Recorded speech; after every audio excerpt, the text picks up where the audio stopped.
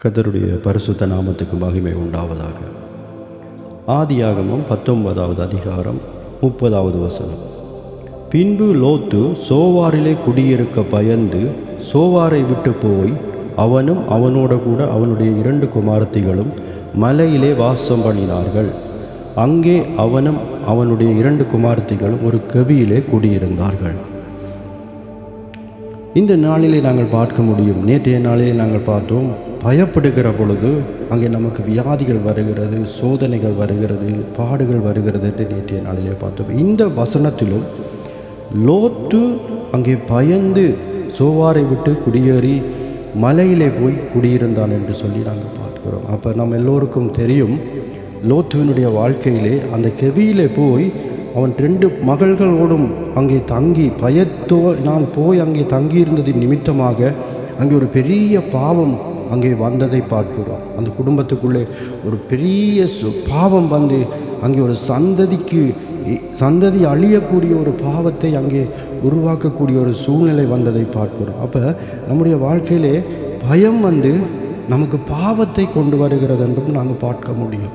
நாங்கள் பயப்படுகிறதுனாலே பாவங்கள் நமக்குள்ளே உண்டாகுகிறது, உருவாக்கப்படுகிறது. பிசாசானவன் தந்திரமாக நம்மை பயப்படுத்தி வேறு வழியிலே திசை திருப்பி நம்முடைய வாழ்க்கையிலே பாவத்தை கொண்டு வர அவன் திட்டம் பண்ணியிருக்கிறான் என்று நாங்கள் இதிலிருந்து பார்க்க முடியும். அந்த பாவம் அங்கே பார்க்கிறோம், அது கொடூரமான பாவமாக இருக்கிறதை பார்க்கிறோம். பாவம் செய்வதற்குரிய சூழ்நிலைகளை உருவாக்கி விடுகிறதை பார்க்கிறோம். நம்முடைய வாழ்க்கையே அது அழித்து போடுகிறதா இருக்கிறது. அதனாலே இந்த நாளிலே நாங்கள் நாங்கள் எங்களை ஒப்பு கொடுப்போம். எந்த சூழ்நிலையிலும் எந்த இடத்திலும் நாங்கள் மீண்டுமாய் பயப்படுவதற்கு எங்களை நாங்கள் ஒப்பு கொடுக்காமல் இருக்க வேண்டும். எந்த சூழ்நிலையும் தாங்கத்தக்கதான பெலனை தேவன் நமக்கு கொடுத்திருக்கிறார், பெலனுள்ள ஆவியை கொடுத்திருக்கிறார்.